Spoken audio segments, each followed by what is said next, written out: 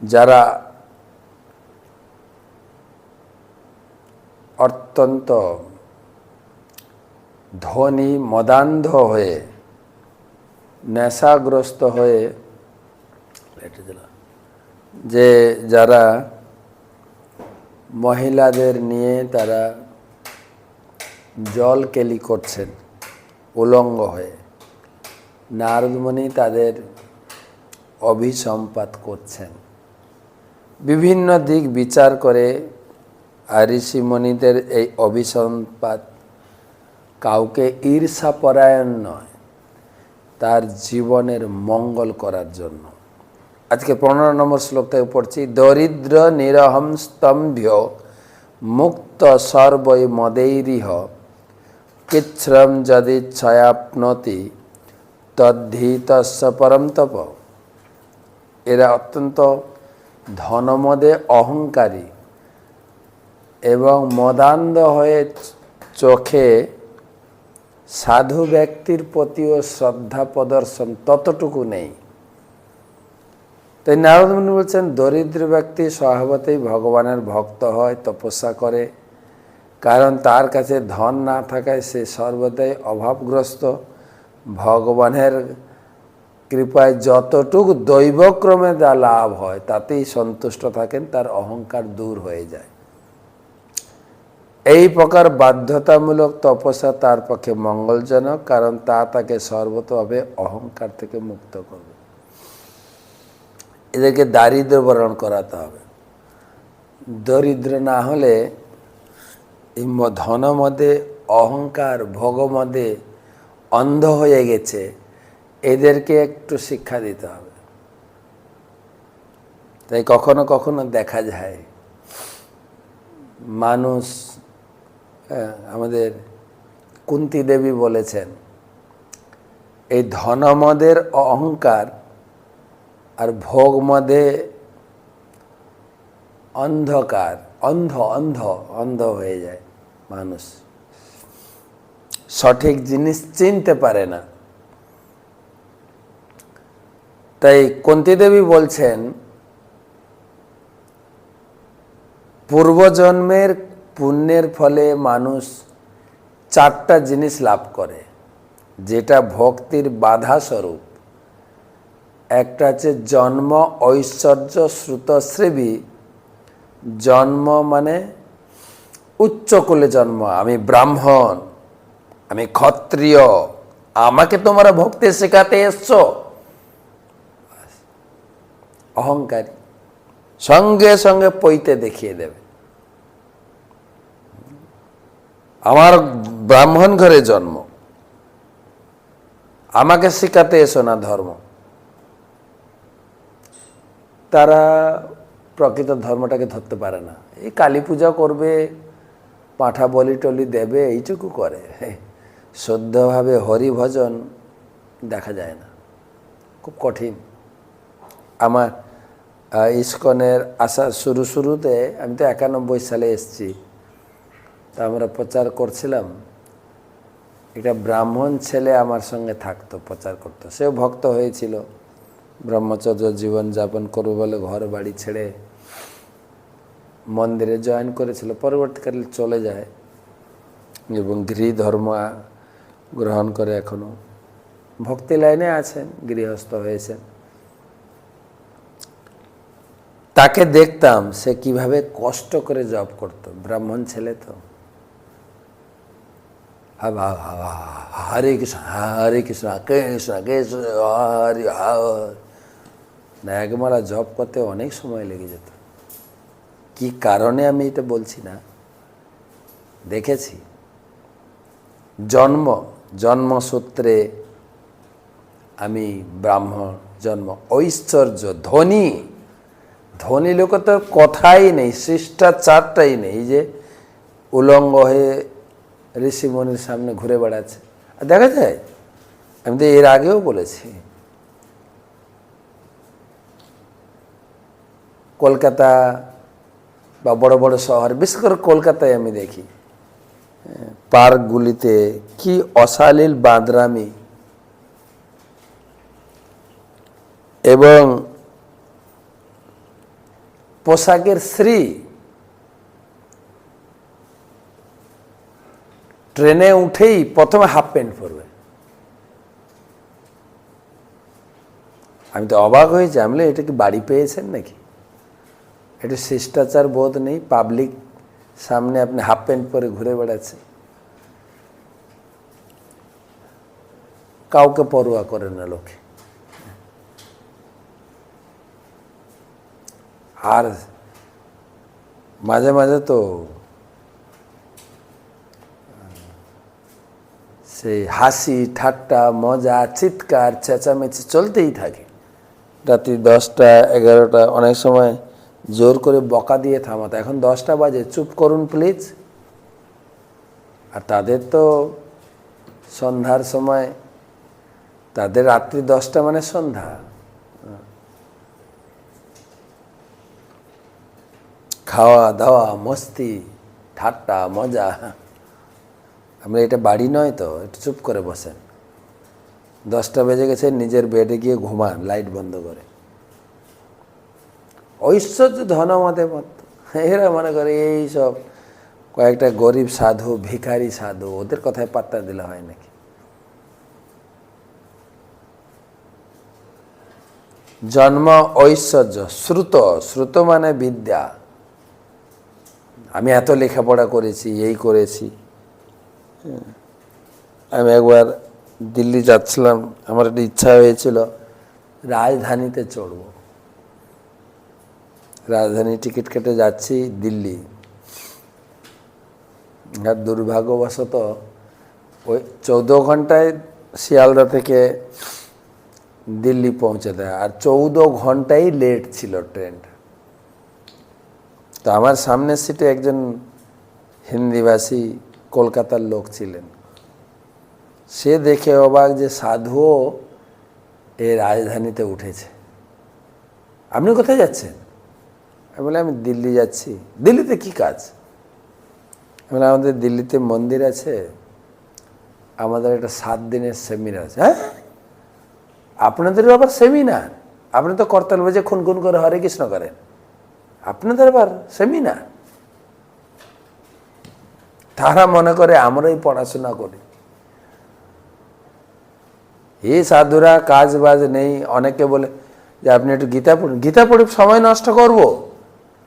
এখন আমি ইঞ্জিনিয়ারিং বই পড়ব, নিজের ক্যারিয়ার গড়ব।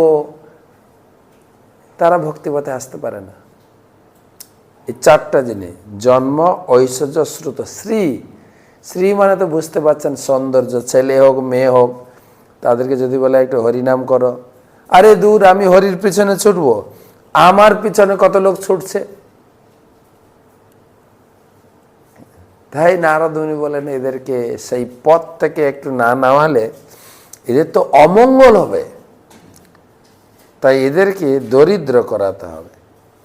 নিত্যম ক্ষুৎখাম দেহস্য দরিদ্র সৎ অনাকাঙ্ক্ষিণঃ ইন্দ্রিয় সানো অনুশুষ্যন্তি হিংসাপি বিনিবর্ততে।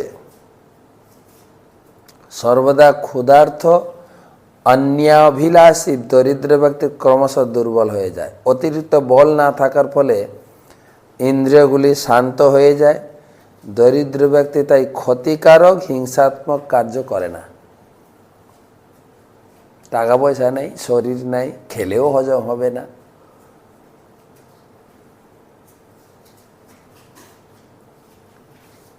তাই বলছে দরিদ্র ব্যক্তিরা জীবনের ক্ষতিকারক কিছু কাজ করতে পারে না। অর্থাৎ সাধুরা স্বতঃপ্রবৃত্ত হয়ে তপস্যা করেন, তার ফল এই প্রকার ব্যক্তি আপনা থেকেই প্রাপ্ত। ভগবানকে ডাকে,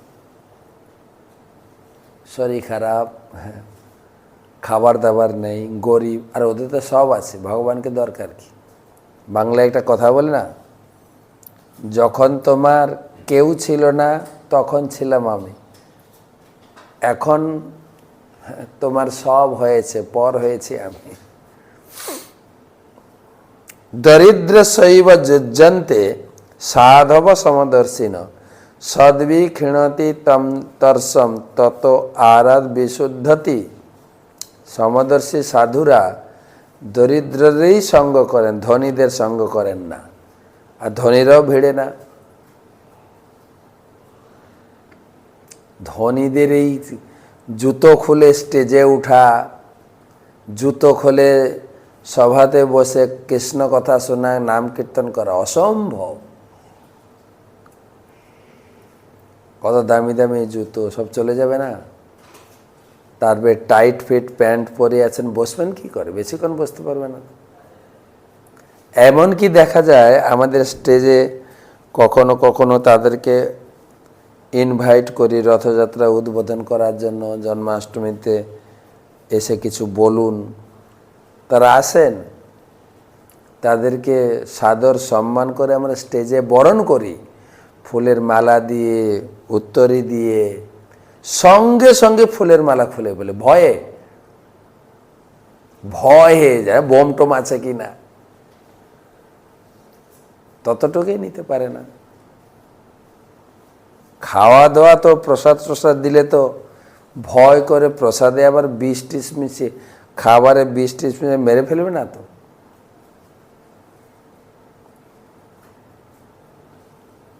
প্রসঙ্গ হচ্ছে আমাদের দরকার কখনো কখনো আমরা তাদেরকে আমাদের সভায় বা আমাদের অনুষ্ঠানে আমন্ত্রণ জানাই, তাদেরকে যৎপরণাস্তে আমরা সম্মান প্রদর্শন করি, কিন্তু তাদের নিতে পারে না, ভাগ্য নাই তো, অহংকার, অনেক ভয় কাজ করে। এখানে তাই বলছেন, নারদ মুনি বলছেন, যারা আপনারা ভক্তি জীবনে রয়েছেন বা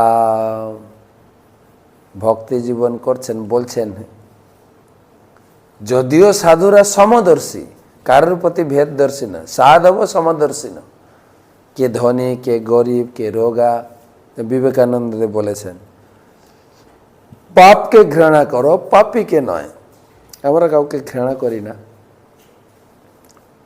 যে ভজে সে বড়, অভক্তহীন ছাড়। যে হরিনাম করে, হরি কথা শ্রবণ করে, তাদেরকে আমরা সব কিছু তাদের সুযোগ প্রদান করা হয়। সমদর্শী না, সাধব সমদর্শী। লোকের মনে তো উল্টো কথা শোনা যায়। হ্যাঁ, এই ইস্কন মন্দির ধনীদের জন্য না, ভগবান ধনী গরিব কারণ, ভগবান সবারই, যে তাকে ডাকে তার জন্যই। তাই এখানে বলছেন সাধব সমদর্শী নয়। সাধুর কাছে ধনী গরিব এটা বড় কথা নয়, যে ভজে সে বড়। যে ভগবানের ভজনা করে তার সঙ্গে সাধুরা একটু বেশি মেশে। একই তো ব্যাপার না, পুলিশ পুলিশের সঙ্গে মিশবে, বিজনেস বিজনেসম্যানের সঙ্গে মিশবে, টিচার টিচারের সঙ্গে মিশবে, তার একটা স্ট্যান্ডার্ড সে বজায় রাখে। একটা স্টুডেন্ট স্টুডেন্টদের সঙ্গে, মাতাল মাতালদের সঙ্গে মিশবে। সাধুরা যারা ভগবানের ভজনা করে তাদের সঙ্গে মিশে, তারাও সম্মান করে, সাধুরাও তাকে সম্মান করে। এখানে ডাইরেক্ট নারদ মুনি বলছেন দরিদ্র শৈবা যুজ্যন্তে সাধু। যদিও সাধুরা সমদর্শী, তবে বেশিরভাগ দরিদ্রদের সঙ্গে করেন, কেননা তারা ভগবানের প্রতি ভক্তিপরায়ণ এবং তারা শ্রদ্ধাপরায়ণ। দরিদ্র ব্যক্তি সৎসঙ্গের প্রভাবে অচিরেই জড় বিষয়ের প্রতি উদার। তার এমনি জড় বিষয় নেই, ভগবানের কৃপা মনে করে সে পরিস্থিতিকে সামাল দিতে পারে। হ্যাঁ, ভগবান যেখানে যে পরিস্থিতিতে রাখেন আমি খুশি, সবই ভগবানের কৃপা বলে মনে করে গ্রহণ করেন। ধনী ব্যক্তি সেটা পারেন না। দরিদ্র ব্যক্তি সৎসঙ্গের প্রভাবে অচিরেই জড় বিষয়ের প্রতি উদাসীন হয় এবং তার হৃদয় সমস্ত কলুষ থেকে মুক্ত। যত সাধু সঙ্গ করে এবং বসে কৃষ্ণ কথা শুনে হৃদয় কলুষ মুক্ত হয়। এক জায়গায় এক সাধু বাবা প্রবচন দিচ্ছেন ভক্তদের উদ্দেশ্যে। এক অহংকারী ব্যক্তি এসেছেন, বলছে আপনি তো সবাইকে ভাগবত কথা হরি কথা শোনাচ্ছেন, আমাকে একটু শোনান তো। আরে আমাকে শোনান তো মানে আপনিও তো বসতে পারেন। ভাগবত কথা তো এমনি বলা হয় না যে এর জন্য নয়, এরকম না তো, আপনিও বসে শুনুন। সবার জন্য। আমি আজকে বসিরহাটে রয়েছি, মানে ক্লাস করলাম বসিরহাটে, আর বসিরহাটেই আছি। গতকালকে বারাসাতে ছিলাম, সে আমাদের হল, দুটোই হল প্রোগ্রাম ছিল। এত লোক এসে গেছে, হল ক্যাপাসিটি ডবল লোক এসে গেছে। এখন কিছু লোক বাইরে, কিছু লোক ভিতরে।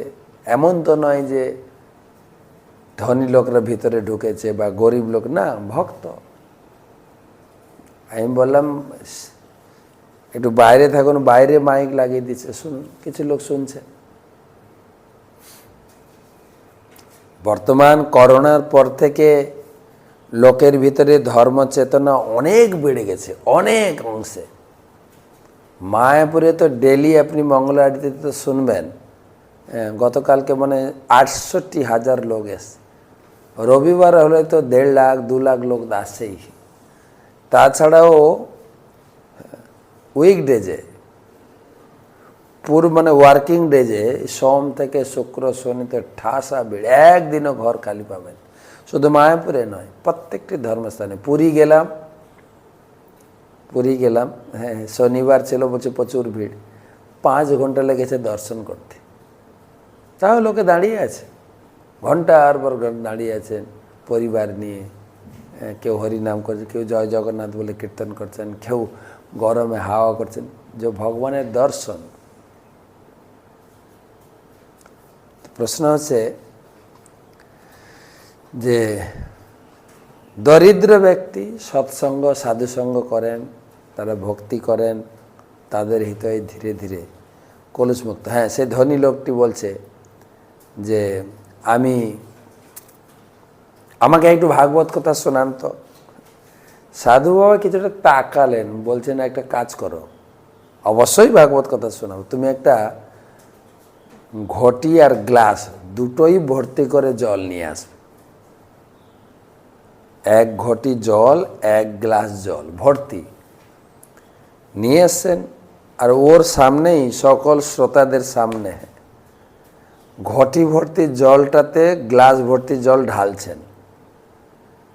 একটুও জল ঢুকছে না, সব উপচে পড়ছে মাটিতে সবার সামনে। সাধু বাবা কিসের জন্য করছেন, এর অন্তর্নিহিত তাৎপর্যটা কি, সাধু বাবা বুঝালেন। এবার বুঝতে পারলে তো? বলছে না তো। বলছে ঘটি ভর্তি জল তো, তার উপরে জল ঢাললে একটু জল ঢুকবে না। তুমি তো অহংকারে ফেটে পড়ছ, তোমাকে কি করে কথা শোনো? তোমার ভিতরে খালি নেই তো, খালি থাকলে না একটু জ্ঞান ঢুকবে। যদি মনে করেন আমার দরকার আছে, খালি থাকলে না, তোমাকে বোঝানো যায়। তুমি তো একদম অহংকারে বিদ্যান, নিজেকে অহংকার। কিছু কিছু লোক প্রশ্ন করে, হ্যাঁ, আবোল তাবোল প্রশ্ন করে, কৃষ্ণ কেন ময়ূরের পাখা ধারণ করেন? তা আপনার ক্ষতি কোথায়? একদিন প্রশ্ন করেছে, কৃষ্ণ কেন ভারতে অবতার গ্রহণ করেন? তা আপনার অভিযোগ নাকি? সেগুলো না জেনে কৃষ্ণ ভক্তি সম্বন্ধে বিভিন্ন তত্ত্ব জানতে পারেন গীতা ভাগবতম থেকে। তো যাই হোক, এখানে নারদ মুনি বক্তব্য করছেন যে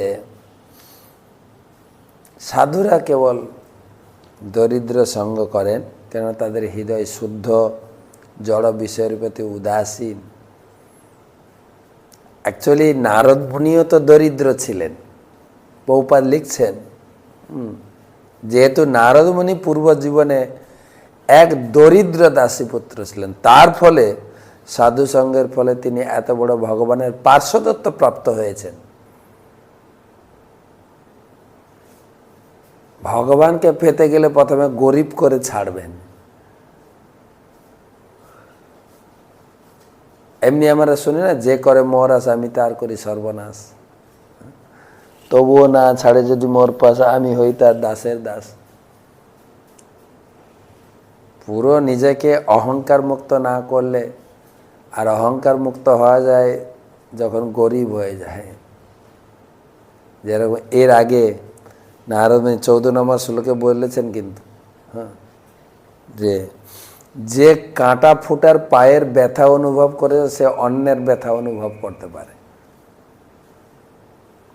আরেকটা শ্লোক পড়ি, সাধুনাম সমচিত্যানাম মুকুন্দ চরণৈ সেনাম উপেক্ষৈ কিম ধনস্তম্ভৈ অসিদ্ধ ভীর রসাশ্রয়। সাধুরা দিনের মধ্যে 24 ঘন্টাই শ্রীকৃষ্ণের চিন্তায় মগ্ন থাকেন, তাদের অন্য কোনো অভিলাষ নেই। এই প্রকার মহাত্মা সঙ্গ উপেক্ষা করে মানুষ কেন অভক্তদের সম্মুখ করে দাম্ভিক হয়ে ধনবান ব্যক্তিদের সঙ্গ করবে? বলছেন যে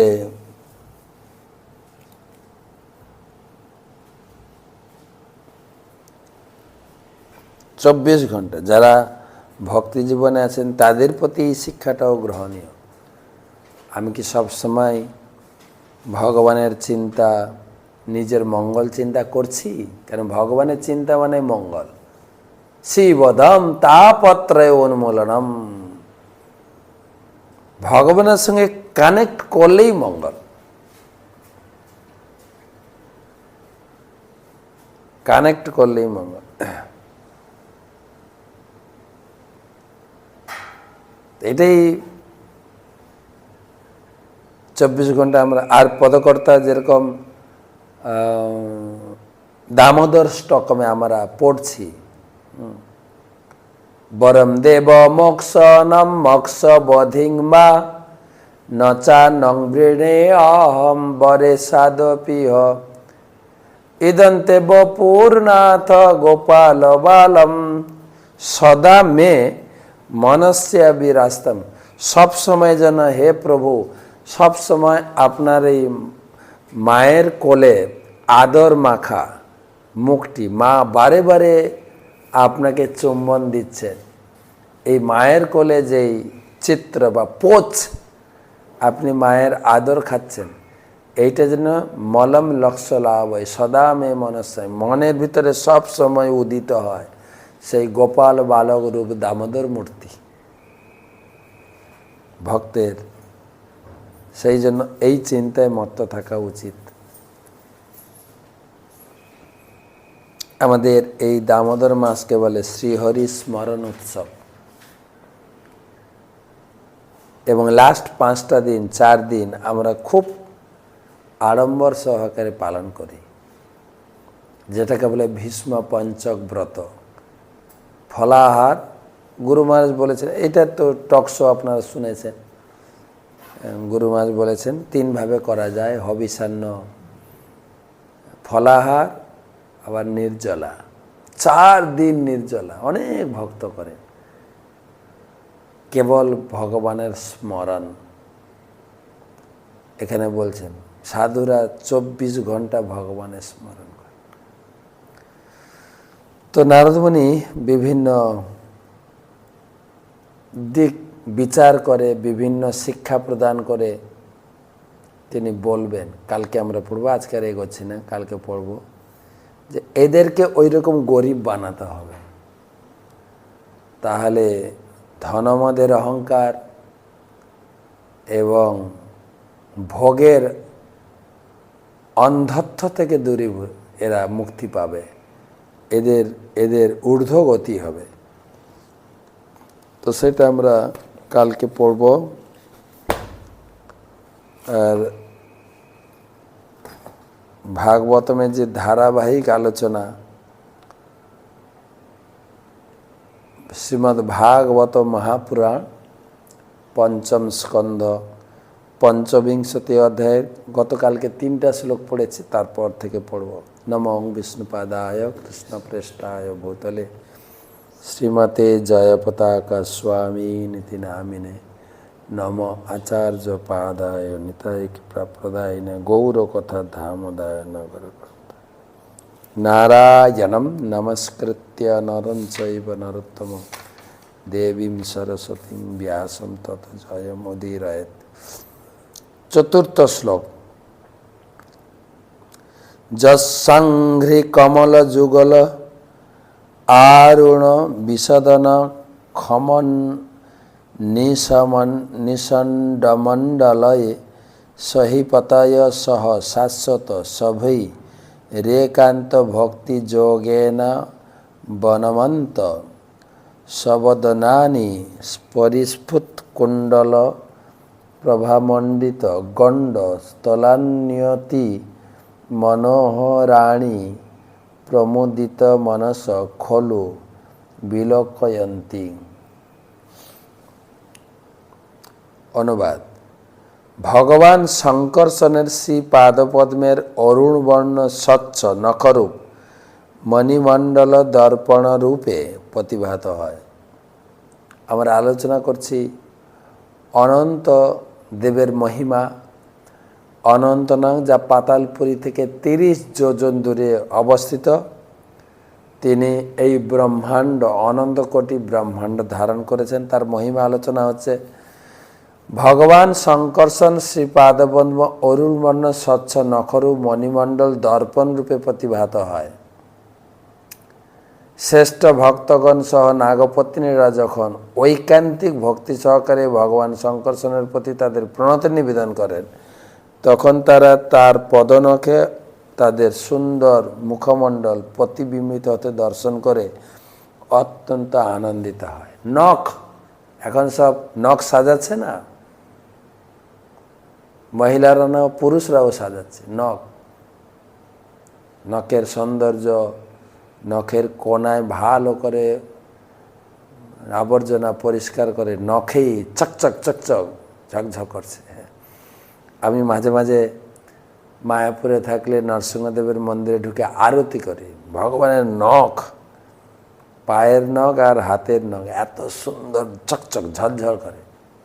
জানি না এখানে যেটা লেখা আছে যে তাতে মুখ প্রতিবিম্বিত হয়, দেখা যাবে এবার গিয়ে দেখা যাবে মুখ দেখা যায় কিনা।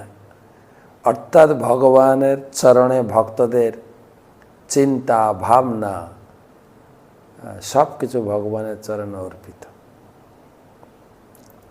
তো বলছেন, যখন ভক্তরা ভগবানের চরণে প্রণাম করে, সেই নখের জ্যোতিতে, আয়নাতে ভক্তদের মুখ উজ্জ্বল দর্শন করে। কিরকম বর্ণনা সুখদেব গোস্বামী দিচ্ছেন। অনন্তদেব যিনি এই ব্রহ্মাণ্ডকে ধারণ করে আছেন, ভক্তরা অনন্তদেবকে প্রণাম। অনন্তদেব হচ্ছেন ভগবান, ভগবানের এক প্রকাশ। তাদের গণ্ডদেশে অতি উজ্জ্বল কর্ণকুণ্ডের দ্বারা অলঙ্কিত হওয়ার ফলে তাদের মুখমণ্ডল শোভা ধারণ করে।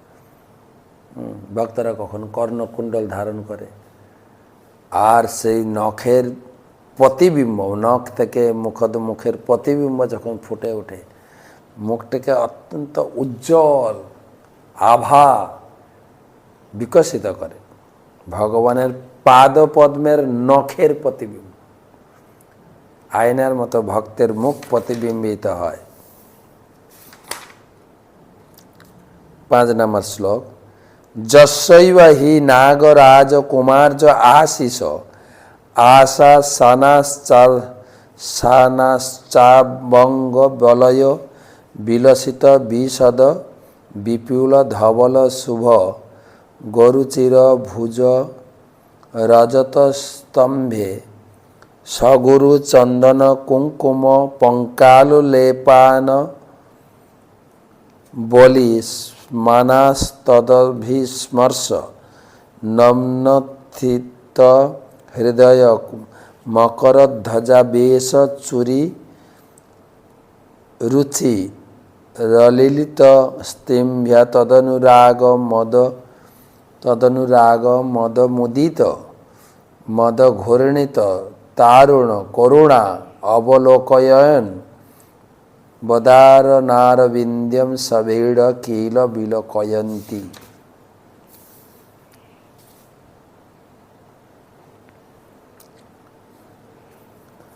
ভগবান অনন্ত দেবের সুন্দর সুদীর্ঘ বাহু, সুন্দর রূপে চিন্ময় এবং তা মনোহর বলয় বিভূষণ। ভগবানের সৌন্দর্য, বিশেষ করে বাহু, তার বর্ণ উজ্জ্বল শুভ্র হওয়ার ফলে সেগুলিকে রজত স্তম্ভের লাভের আশায় তার বাহুতে অগুরু চন্দন কুমকুমগন্ধ অনুলেপন করেন। তখন তার শ্রীহস্তের সংস্পর্শে তাদের হৃদয়ে কাম বেশে উত্থিত হয়ে ওঠে। এখানে বলা আছে অনন্ত অনন্ত শেষ তার নাগ পত্নীরা, স্বামীর দেহকে অলঙ্কৃত করার জন্য তার বাহুতে চন্দন অগুরু কুমকুম অনুলেপন করেন। আর সেই বাহু দিয়ে যখন সেই নাগ পত্নীদের আলিঙ্গন করেন, তখন তারা অত্যন্ত কামাবেশে উদ্ধৃত হয়ে ওঠে। তাদের মনে ভার বুঝতে পেরে ভগবান তখন কৃপাপূর্ণ মধুর হাস্য সহকারে সেই রাজকন্যাদের প্রতি দৃষ্টিপাত করেন এবং তাদের মনের বাসনা তার কাছে প্রকাশ পেয়ে গেছে বলে বুঝতে পেরে তখন তারা লজ্জিত হয়। ভগবানও ভাবের গ্রাহক। আমি ক্লাসে বলছি না, যেরকম এখন সব শহরে গ্রাহক সেবা আছে ব্যাংকের, স্টেট ব্যাংকের, ওভারসিজ ব্যাংকের, প্রায় ব্যাংকের দেখি গ্রাহক সেবা কেন্দ্র। ভগবানও কিসের গ্রাহক? ভাবের গ্রাহক, ব্যাংকের গ্রাহক না। ভগবান হচ্ছেন ভাবের গ্রাহক। যে যেভাবে তার প্রতি সেবা পরায়ণ হয় সেইভাবেই তিনি প্রতিদান করেন। তাই নাগপত্নীরা তার প্রতি কাম ভাবের প্রকাশ করলে ভগবানও তার প্রতিদান দেন। ভগবান প্রতিদান দিচ্ছেন, কিন্তু তারা যখন বুঝতে পারে যে আমাদের ভাব প্রভু বুঝতে পেরেছেন, তখন লজ্জিত বয়ান মাথা নিচু করে। আর এটাই হচ্ছে আরও সৌন্দর্যপূর্ণ মহিলাদের। শাস্ত্রে বলা হয়েছে মহিলারা যত লাজুক হবেন, যত লাজুক সম্ভ্রম এবং তারা পোশাক আশাক দিয়ে শরীরকে আবৃত রাখবেন, ততটাই তাদের সৌন্দর্য বৃদ্ধি পায়। এখানে তারা লজ্জিত হন, তখন তাদের শারীরিক সৌন্দর্য আরও বেড়ে যায়। এমন নয় যে বর্তমান কালচার বা বর্তমান গার্মেন্টস কোম্পানি যারা কাপড় চোপড় বানায়, যতটা ছোট কাপড় বানানো যায়, শরীরের প্রত্যেকটি অঙ্গ যেন দেখা যায় আকার ইঙ্গিতে, এই করে হয়তো লোককে আকৃষ্ট করে, বলছে না। তার থেকে বেশি আকৃষ্ট হচ্ছে নারীদের লজ্জা একটা বড় ভূষণ। গীতায়ও ভগবান বলেছেন, মানে নারীদের লজ্জাটাই হচ্ছে একটা বড় ভূষণ, লোককে আকৃষ্ট করে। তাদের নমনীয়তা, তাদের লাজুক ভাব, সম্ভ্রমতা, এখানে তাই বলছেন যখন ভগবান তাদের প্রতি দৃষ্টিপাত করেন, তাদের মনোভাব বুঝতে পারে, তারা লজ্জিত হয়ে যান। তখন তারা মধুর হাস্য সহকারে মদঘূর্ণিত অরুণ বর্ণ ভগবত প্রেমে প্রসন্ন ভগবানের সুন্দর মুখমণ্ডলের দিকে তাকিয়ে থাকে, লজ্জিত এবং অত্যন্ত হাস্য সহকারে, আনন্দিত সহকারে ভগবানের মুখমণ্ডল, অনন্ত দেবের মুখমণ্ডল তারা দর্শন করে। এখানে কোনো কামক্রীড়ার প্রশ্ন নেই, কিন্তু যদিও কামাবেশ বলা আছে, শুদ্ধ কাম। স এস ভগবান অনন্ত অনন্ত গুণার্ণব আদিদেব উপসংহিতামর্ষ রসবেগ লোকানাম স্তুত সস্তুয় আস্তে। 6 নম্বর শ্লোক। ভগবান শঙ্কর্ষণ অনন্ত গুণের সমুদ্র, তাই তার নাম অনন্ত দেব। তিনি পরমেশ্বর ভগবান থেকে অভিন্ন। এই জড়জগতে সমস্ত জীবের মঙ্গল সাধনের জন্য তিনি অসহিষ্ণুতা এবং ক্রোধ সংবরণ করে তার ধামে বিরাজ করেন। যখন যখন এই জগৎ ধ্বংস হওয়ার সময় আসে, তখনই এই অনন্তদেব তিনি এই ধ্বংসের যে প্রক্রিয়াদি শিবের ভিতরে প্রকট করেন। শিব তখন তাণ্ডব, নৃত্য এবং ক্রোধাবেশের দ্বারা এই জগৎকে ধ্বংস করেন। কিন্তু তিনি সবসময় ক্রোধ সংবরণ এবং সহিষ্ণুতা, শান্ত, তার ইঙ্গিতে তাকে কোনো কিছু করতে হচ্ছে না। শিবের হৃদয়ে ক্রোধাবেশ প্রকাশ করে এই জগৎকে ধ্বংস কার্যে ধ্বংসিত করেন এবং নতুন সৃষ্টির শুভ সূচনা করেন। তো এই অনন্ত, এখানে বলছেন ভগবান শঙ্কর্ষণ অনন্ত গুণে গুণান্বিত, গুণের সমুদ্র, তাই তার নাম অনন্তদেব। এবং অনন্তদেবও যখন ভগবানের নামকরণ করছিলেন, অনন্ত রাখির নাম অন্ত না পাইয়া, অনন্ত মুখে ভগবানের গুণকীর্তন করে তিনিও শেষ করতে পারছেন না, তাই তার নাম অনন্ত। তিনি বলরাম, তিনি শঙ্কর্ষণ, বিভিন্ন নামে ভগবানের সেবায় তিনি যুক্ত। তিনি ভগবানের সেবার্থে তিনি শরীর ধারণ করে অনন্ত শয্যা বিস্তার করেন, যেখানে ভগবান শয়ন করেন। তিনি অনন্ত মুখে যখন অগ্নি প্রজ্বলিত করেন, এই ব্রহ্মাণ্ড তখন ধ্বংস হয়। তিনি ভগবান কৃষ্ণ যখন মথুরা ছেড়ে গোকুলে যাচ্ছেন, সদ্যজাত সন্তান বসুদেব যখন ঝুড়িতে করে নিয়ে যাচ্ছেন, প্রবল বৃষ্টি হচ্ছে আর অন্ধকার রাত্রি, তখন অনন্তদেব ছাতার মতো ধারণ করে সেই শিশুকে বাড়ি বর্ষণ থেকে রক্ষা করেছেন এবং তার মাথার মণির জ্যোতিতে তিনি রাস্তা দেখিয়ে দেখিয়ে নিয়ে গেছেন বসুদেবকে গোকুলে। সেই অনন্তদেব, অনন্তদেবের মহিমা অনন্ত, অনন্তদেবের ভগবানের সেবা অনন্ত। তাই এখানে বলছেন শঙ্কর্ষণ অনন্ত গুণের সমুদ্র, তাই তার নাম অনন্ত। তো পরমেশ্বর ভগবান থেকে তিনি অভিন্ন এবং জীবের মঙ্গলের জন্য, সকল জীবের মঙ্গলের জন্য তার কার্যকলাপ, সকল জীবের মঙ্গলের জন্য তার ভগবানের প্রতি সেবা প্রকাশ।